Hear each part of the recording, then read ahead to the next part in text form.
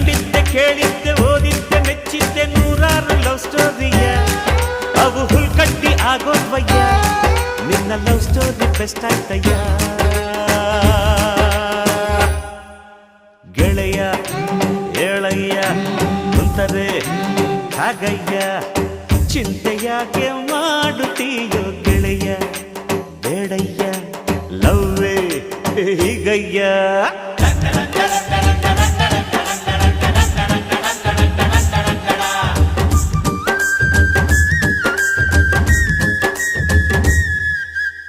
ಪ್ರೀತಿ ಕುರುಡು ಪ್ರೀತಿನೇ ದೇವರು ಅಂದ್ರು ಕವಿಗಳು ಸುಖವಾಗಿ